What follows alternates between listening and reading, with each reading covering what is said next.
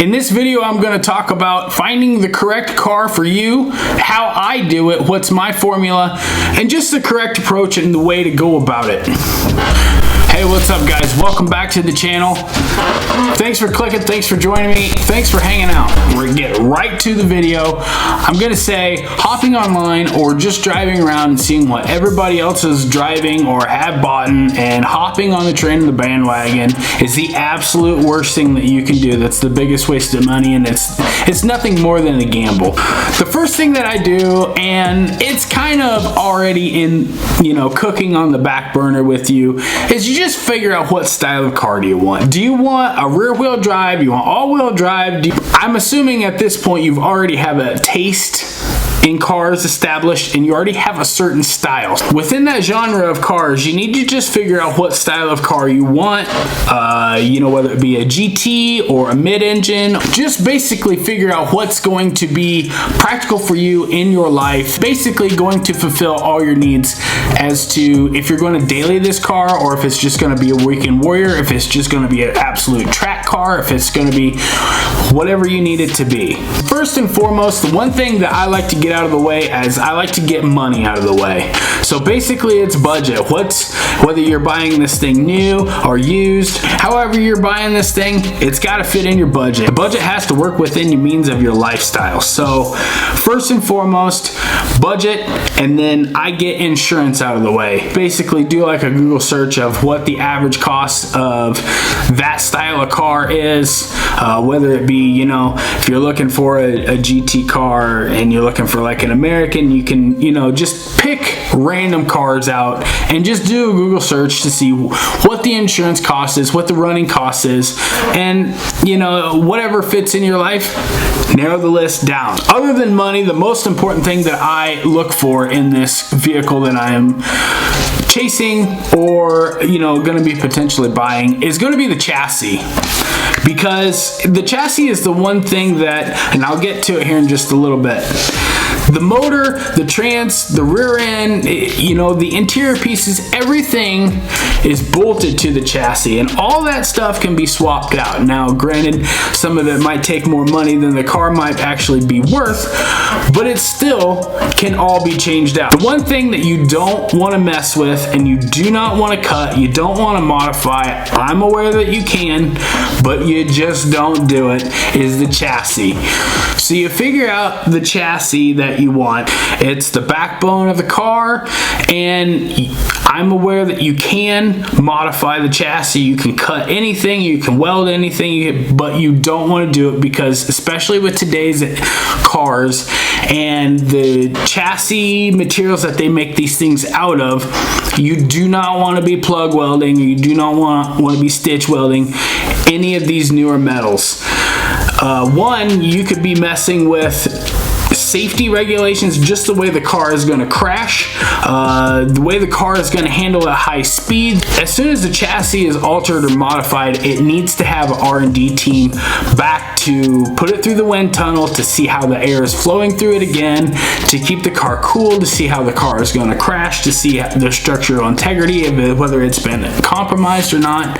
The chassis is just the one thing you don't want to mess with. And this is a big one, is how big is the aftermarket for this car? Just the modability about it, whether pieces are modular, the motor, the trans, whatever, whether you can get, whether you have to buy a lower tier within that lineup of the car. And some of the, the bigger, higher, badder models, some of the pieces might be modular, it might fit, you might be able to bring them down, or you have like a really strong following in the aftermarket for this car. That's a big thing, because that's gonna really limit just how you are able to personalize this vehicle. And it's gonna really cap your happiness as to if that's important to you. If that's something you like to do and that's something you're known for, then that's something you definitely need to be aware of. Based on your geographical location and just what you're gonna use the car for, I really, and you'll hear me harp about it in my previous videos, is wheelbase. Wheelbase and track, these are very, very important, and it's just a measurement from the center axle to the other center axle.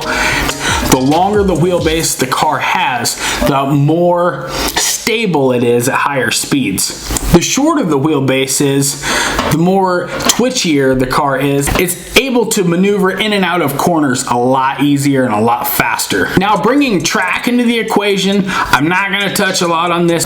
The track is nothing more than the measurement from the center tire to the other center tire, as you'll be able to see on this picture.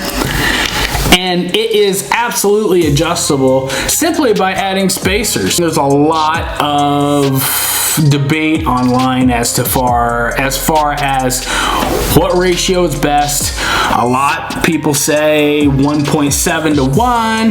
There's a lot of other people say 1.61 to 1, but I'm not getting into that. The manufacturer, when they do all this R&D, here we go with the R&D, they have that figured out. And the way that you're going to find out your more favorable wheelbase, of which you find more predictable and tossable and just which matches your driving style, it's going to be drive cars. And I understand, Andrew, what's the point of this whole video if you're just going to tell me just go drive cars? The whole point is to understand why and how. So you'll have a good foundation moving forward as to what matches your driving style. Growing up,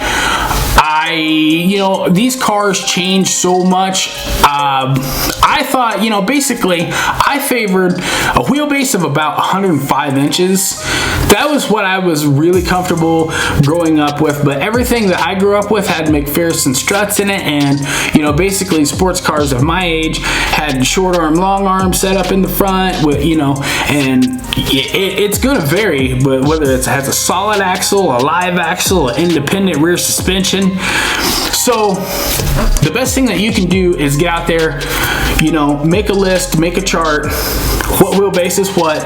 Just go out and drive these things, and you're going to find out what you like yourself. After having narrowed everything down, and great, you found the car that you like, you are a potential buyer for this car. Going in to make the deal, the best thing that you can do is find out what is important to you. Do you like color? Are you in it? What's the reason are you buying this car for? Is it the motor, the transmission? What are the core fundamentals that make you happy and that are going to stick with you throughout the duration of your ownership experience of this car? And whatever that is, you need to pick a couple things and do not settle. If it's the color combination that you want, don't settle till you find that car.